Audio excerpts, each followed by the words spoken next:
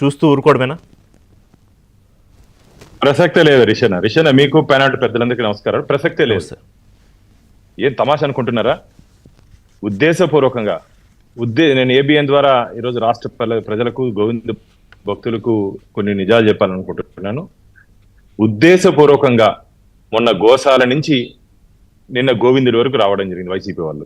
గోశాలలో గోమాతలు చనిపోతున్నాయని చెప్పి ఒక అసత్య అబద్ధపు ప్రచారాన్ని కరుణాకర్ రెడ్డి గారు తీసుకురావడం జరిగింది.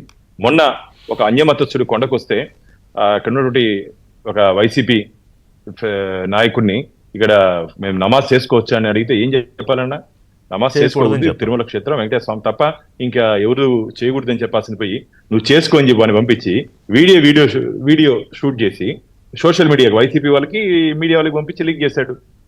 నిన్న అచ్యుత ఈయన పేరు నిన్న క్యూ లైన్ లో మొన్న రాత్రి 10 అచ్చారావు ఏం పని వచ్చారావు నీకు? ఇది వరాహ క్షేత్రం, నీ విహార క్షేత్రం కాదు.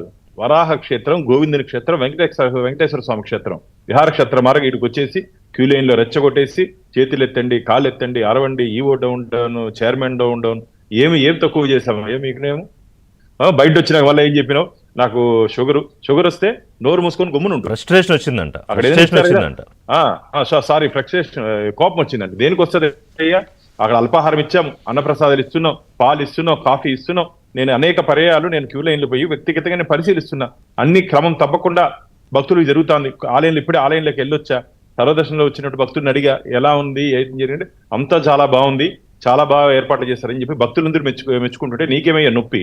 నీకు దీని వెనకాల నువ్వు కూడా వైసీపీ నాయకుడు, నీకు వైసీపీ అధికారం ఉన్నప్పుడు నీకు అక్కడ కాకినాడ లేదా ఆలయానికి నువ్వు చైర్మన్ ఉండవు, కడుపు అన్నం అన్నం తింటున్నావు, గడ్డి తింటున్నావా? దేవాలయాల్లో ఏ విధంగా వ్యవహరించాలి, ఏ విధంగా ఉండాలి?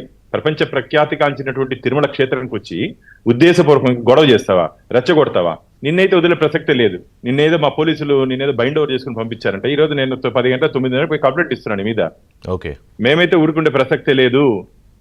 మేమంతా నేను ఒకటే చెప్తున్నాను శ్రీవారి భక్తులందరికీ, గరుత్మంతుడు ఏ విధంగా వెంకటేశ్వర స్వామిని కాపలాగాస్తుంటారో మనం ఈ వైసీపీ నాయకుల నుంచి మన క్షేత్రాన్ని, మన తిరుమలని, మన దేవాలయాల్ని, మన దేవాలయ ఆస్తుల్ని కాపాడుకోవాల్సిన అవసరం ఏర్పడింది. ఇప్పుడు గతంలో వాళ్ళ రాజ్యంలో ఉన్నప్పుడు 2019 నుంచి 24 వరకు వారు ఇష్టం వచ్చినట్టు ఎగిరారు.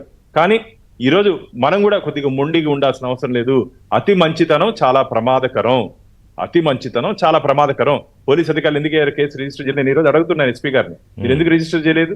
ఇదే వేరే అన్యమత ప్రార్థనా మందిరాలు ఇట్లా గొడవ చేస్తే ఏ విధంగా ఉంటుంది? గొడవ వరకు వెళ్ళారు. అసలు ఈ ఆలోచన చేస్తేనే అది ఇంకా ఎలా ఉంటుంది? దాని మీద విపరీతమైన చర్చలు, లేకపోతే కోర్టుల వరకు వెళ్తే మేకింగ్ దిస్ కామెంట్, న్యాయమూర్తులు కూడా దాని మీద ఎలాంటి కామెంట్లు అంటే అలాంటివి చేస్తారు. కానీ హిందూ ధర్మం మీద ఒక దాడి జరుగుతున్నప్పుడు శ్రీవారి క్షేత్రంలో ఇంటెన్షనల్ గా కాదు భానుగారు, భక్తులు అంటే సరే మనం అనేక సందర్భాల్లో వెళ్తాం, సరే మీరంటే రోజు వెళ్తారనుకోండి, మేమన్నా ఎప్పుడైనా వెళ్ళినా కూడా సరే చిన్నవేవో ఉంటాయి.